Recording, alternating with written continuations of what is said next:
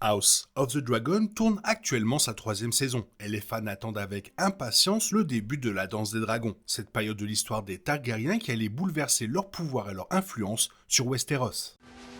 Allons, c'est l'heure de l'histoire, mon poulet au miel. On ouvre les petits volets. Cœur vaillant, œil sur la balle, on ne peut pas perdre.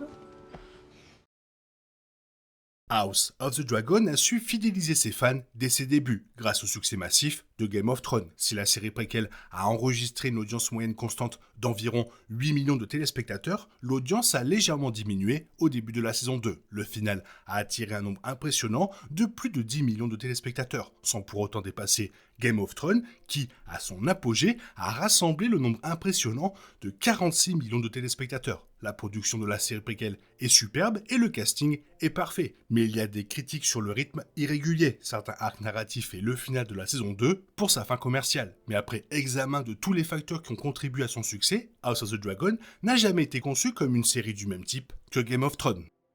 Game of Thrones est sorti en 2011. À l'époque, la fantasy à la télévision n'était pas très populaire, à l'exception de séries comme Supernatural ou Vampire Diaries qui s'adressent à un public beaucoup plus jeune. Les lecteurs connaissaient bien l'univers de George W.R. Martin, mais ceux qui n'avaient jamais lu les livres ont pu profiter d'un format unique et original. Game of Thrones présentait une fantasy ancrée dans la réalité, avec ses intrigues politiques, sa complexité morale et ses conséquences brutales. Dans un monde médiéval plus réaliste où la magie était rare et où les personnages étaient confrontés à de véritables enjeux, plutôt que de s'appuyer sur les histoires traditionnelles de la fantasy, avec ses récits clairs du bien contre le mal et ses intrigues singulières. L'univers de Game of Thrones était vaste et en constante expansion, introduisant progressivement de nombreux personnages issus de différentes régions de Westeros et leurs motivations. Game of Thrones a profondément transformé le paysage télévisuel en rejetant les approches narratives conventionnelles et en créant une série véritablement révolutionnaire qui allait influencer les productions télévisuelles pour les années à venir. L'élément le plus marquant de la série était son engagement envers un rythme réfléchi et méthodique. Les premiers épisodes refusaient de bâcler l'intrigue ou le développement des personnages. Au lieu de cela, la série consacrait des scènes entières à des conversations significatives qui révélaient la profondeur des personnages et des intrigues politiques sophistiquées. Ces moments emblématiques entre Robert et Ned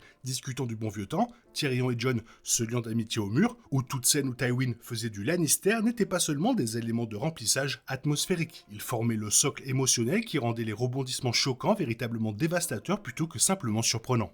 Lorsque Ned Stark a trouvé la mort, l'impact n'a pas seulement été de déjouer les attentes. Ce moment a eu un tel impact que les téléspectateurs avaient passé des heures à apprendre à connaître ce personnage, à le regarder évoluer dans un monde où l'honneur n'était pas récompensé, mais puni. Cette approche représentait le summum du récit télévisuel. La construction de l'univers de Game of Thrones distinguait pratiquement toutes les autres séries fantastiques. Plutôt que de se concentrer sur un seul royaume ou un seul conflit, la série présentait un monde entier où chaque région possédait des cultures, des histoires et des dynamiques sociales distinctes. Les traditions du Nord empreintes d'honneur, le paysage politique impitoyable de Port-Réal, les dangers exotiques d'Essos et l'angoisse existentielle du mur. Tout cela semblait authentiquement réalisé. Chaque lieu portait le poids de siècles d'histoire et créait une profondeur qui donnait à Westeros un aspect authentiquement vécu plutôt qu'une construction artificielle.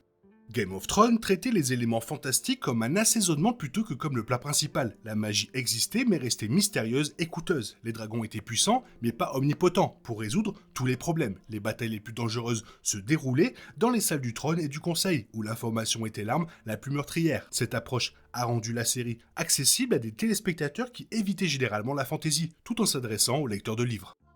Le développement des personnages au cours de ses premières saisons a atteint un niveau remarquable à la télévision. Jaime Lannister pousse littéralement un enfant par la fenêtre dans le premier épisode, mais dès la troisième saison, son évolution le transforme en une personne véritablement sympathique. Il ne s'agit pas d'un hasard, mais d'un développement magistral qui reconnaît les personnes réelles comme des êtres complexes et contradictoires. Même Joffrey, malgré son caractère manifestement méchant, a connu des moments révélant les dommages psychologiques sous-jacents à sa cruauté. La série a compris que les héros et les méchants pure n'existe pas dans la réalité. Elle n'a pas hésité à rendre ses personnages tout aussi complexes. La qualité des dialogues, notamment lors des 4 premières saisons, a grandement bénéficié des livres de George W.R. Martin. Les personnages s'exprimaient avec des voix distinctes, reflétant leur origine, leur éducation et leur personnalité. L'esprit de Tyrion, le sérieux de Jon, le venin de Cersei et les répliques dévastatrices d'Olenna semblaient tout authentiques, loin d'être un langage fantasy générique. Les échanges politiques vifs Et les discussions philosophiques ont élevé le matériel au-delà du style habituel du genre, créant des répliques emblématiques et citables toujours utilisées des années plus tard. Même les personnages secondaires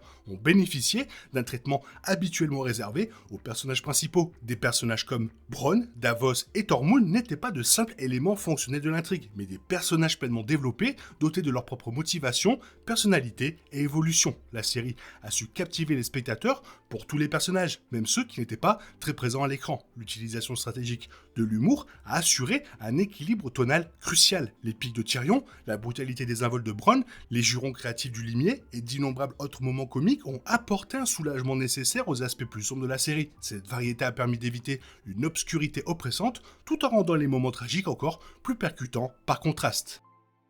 Malgré une production impressionnante et des interprétations talentueuses, House of the Dragon s'inscrit dans les conventions établies plutôt que de les remettre en question. Si la série est un véritable succès en tant que divertissement de qualité, elle souligne à quel point Game of Thrones était révolutionnaire en comparaison. La nouvelle série incarne l'excellence de formules familières plutôt que la création d'approches entièrement nouvelles de la fantasy télévisée. House of the Dragon se concentre principalement sur la guerre civile des Targaryens, présentant essentiellement une querelle familiale complexe avec des dragons. Si cela crée une trame narrative cohérente, il manque la complexité interconnectée qui donnait à Game of Thrones l'impression d'être un monde vivant. La série originale jonglait simultanément avec plusieurs royaumes, cultures et conflits, où chaque intrigue prenait tout son sens dans un contexte plus large. Le rythme de House of the Dragon reflète la préférence de la télévision moderne pour une progression rapide de l'intrigue. Des sauts temporels de plusieurs années interviennent entre quelques épisodes, faisant avancer l'histoire efficacement, tout en sacrifiant la profondeur de l'investissement des personnages qui a rendu Game of Thrones si puissant émotionnellement. Les téléspectateurs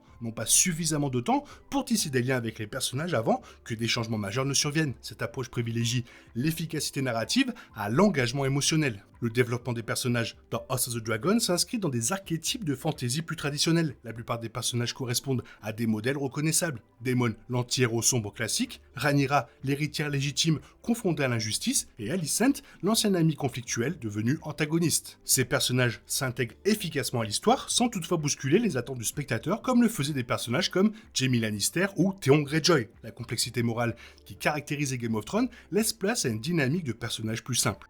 La différence de source influence considérablement l'approche des deux séries. Game of Thrones a adapté des romans détaillés, riches en développement des personnages, en intrigues complexes et en dialogues sophistiqués. House of the Dragon s'inspire de Feu et Sang, un livre historique fictif et non d'un récit centré sur les personnages. Cette différence fondamentale explique pourquoi House of the Dragon s'apparente davantage à une série historique qu'à une étude de personnages intimes. L'accent mis par House of the Dragon sur le spectacle visuel plutôt que sur le développement des personnages reflète les tendances plus générales du divertissement fantastique moderne. La série offre des séquences de dragons époustouflantes, des scènes de combat élaborées et une conception de production impressionnante. Mais ces éléments semblent souvent être des attractions principales plutôt que des prolongements naturels des choix des personnages et du développement de l'intrigue. Si Game of Thrones a également présenté des moments spectaculaires, ils ont émergé naturellement de l'histoire plutôt que d'être utilisés comme vitrine pour les effets visuels. L'humour, source essentielle de variété dans Game of Thrones, est largement absent de House of the Dragon, créant ainsi un ton plus sérieux qui réduit la palette émotionnelle. Game of Thrones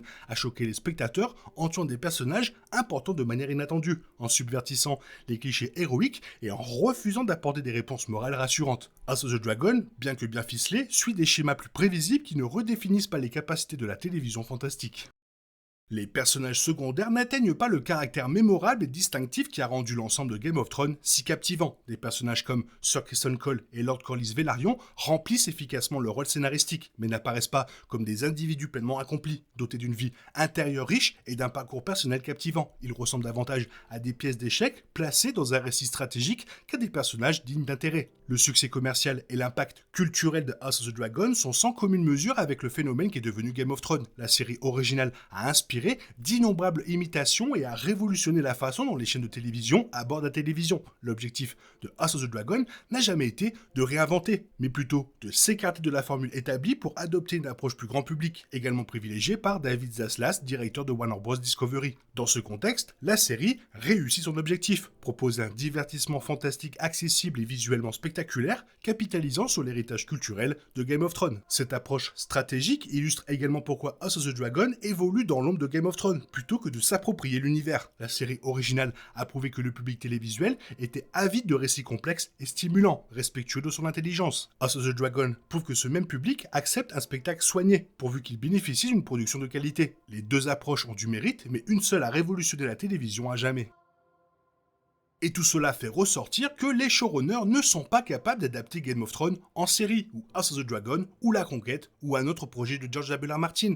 Ils ne peuvent pas le faire, ils n'ont pas les compétences. Toi, qu'est-ce que tu en penses? Fais-moi part de ton avis dans la zone commentaire. Sinon, comme d'habitude, bisous bisous, bye bye. Il est impossible de compter sur les autres de nos jours, on est obligé de tout faire soi-même. Je me trompe? Rien de grave, j'avais tout prévu. Où va le monde, je vous le demande.